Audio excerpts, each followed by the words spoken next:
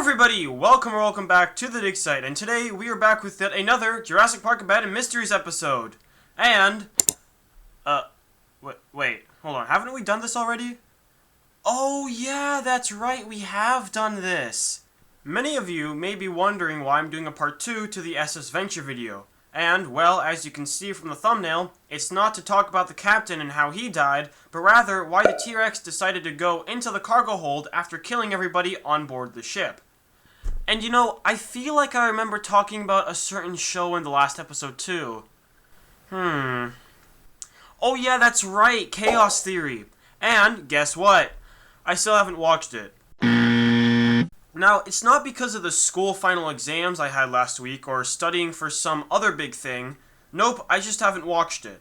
Maybe during summer I may give it a shot, who knows. Anyway, it's summertime, which means more videos. I'm taking way too long with this. Enjoy the video. Alright, let's do this one last time. So, where were we? Oh, that's right, the SS Venture.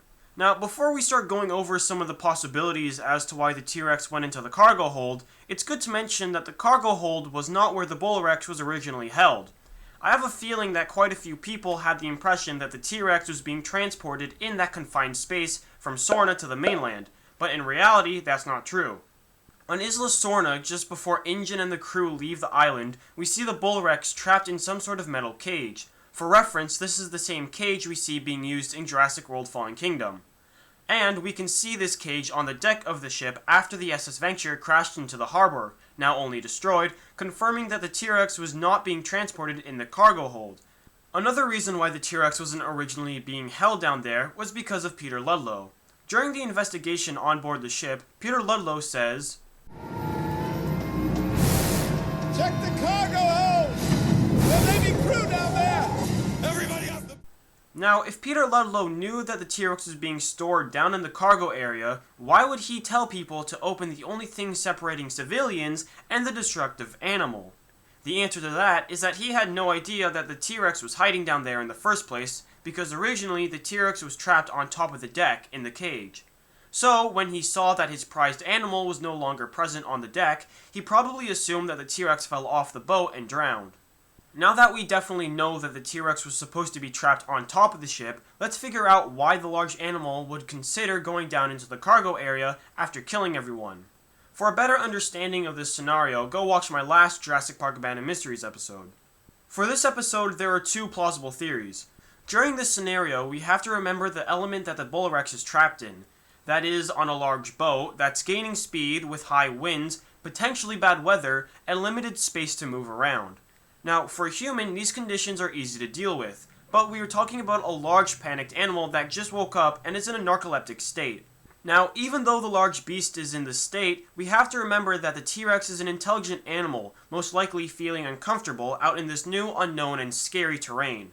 So, after eliminating nearly everybody, the Bull Rex would probably want to find a nice and quiet area to rest. And what better place to do such a thing than in the cargo hold? After the T-Rex slowly makes its way down the enclosed area, making sure it's safe, a dying man on the deck of the ship would witness the asset's movements. Using his last bit of strength, he would practically crawl to the control panel that was connected to the cargo hangar doors. After grabbing the control device, he'd close the animal in, successfully containing the beast just before he died.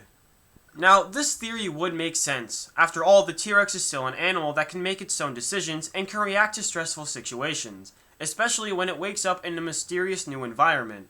It would only make sense for the animal to instinctively find a safe and secure area after what can only be described as protecting its newfound territory. However, there's a problem with this. For the Tyrannosaur to enter the cargo hold, that would mean that the doors had to have been opened throughout the attack. Now, this isn't the craziest thing to debunk, because many reasons could explain why the cargo hold doors were opened. For example, before the attack, the crew could have been loading or unloading supplies from the cargo hold, so when the T-Rex attacked the crew, people left the doors open. Or, during the attack, somebody could have accidentally pushed the button while trying to evade the massive Rex. Overall, there could be multiple reasons as to why the doors were open. Another thing to point out is the guy who used the control device to close the doors. Unlike the captain's severed hand, I believe that the arm we see holding the door controls was not a severed limb, but in fact an injured person that would eventually die. The reason I say this is because of the resistance between the hand gripping the device and the man trying to pry the controls. If it was a severed limb, then the dead arm would have been very easy to pull around, but that was not the case. It seemed as if it was still connected to the body. Why do I mention all this, you ask? Well, it's because this backs up the theory that an injured man trapped the Rex with his last dying breath. Since it would make more sense for an entirely conscious man that's intact to operate and close the door, rather than a severed arm. Well, I mean, because how would a severed arm even push a button? Also, I'm not sure where other people stand on this subject, whether people think the hand gripping the controls was severed or not. To me, it just seems like common sense that there was a guy who was still alive just long enough to close the door, ultimately dying with the device in his hand and the rest of his body off screen. I don't know if people thought or think that it was a severed arm. Anyway, I'm not sure this little bit even made sense. Moving on. Now for the second theory. This one falls under a bit of the same concept as the first, to where the dying man uses the control device to lock the Rex in the cargo hold. However, the way that the Rex ends up there is different.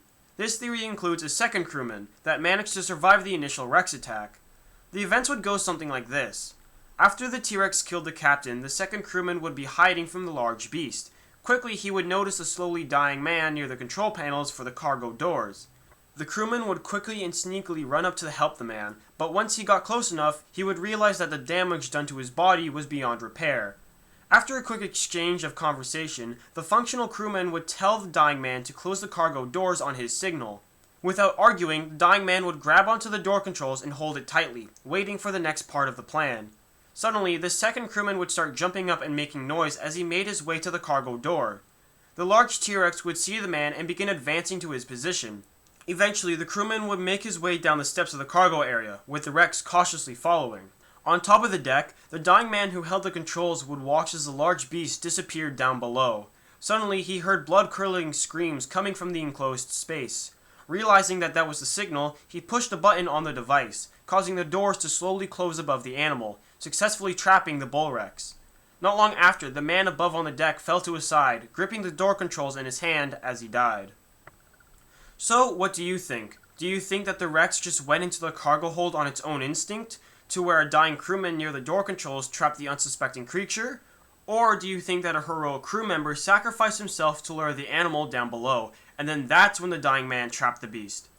Personally, I think it was the Bull Rex's choice to find a safe and quiet enclosed area to rest, because honestly, I have a hard time believing that a man would sacrifice himself just to trap an animal that murdered all of his friends like 10 seconds ago. If I was in that situation, I would just hide for the rest of the trip. But who knows? Tell me what you think happened down in the comments. Just before I end it there, I want to give a little background as to why I even made this second part of the SS Venture video. And it's kind of funny because while looking over my last video, which was the What Killed the Captain one, I thought to myself, why did the T-Rex even go into the cargo hold after killing everybody? So, during that night, because the question was killing me and I had to answer it in some way or else I would have never gone to bed, I wrote down some theories as to why the Bull Rex would go down there in the first place. And, after answering it, I didn't really think of it that much. But, a few days later, someone commented on the video and asked the exact same question that I asked myself. So, I replied to his comment saying that I would make a part 2 explaining why the T-Rex went into the cargo hold, and that's how I ended up here.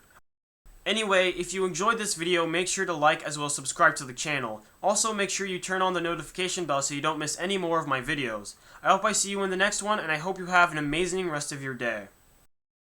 Sarah! Sarah! Sarah! Sarah Harding! How many Sarahs do you think are on this island? Sarah!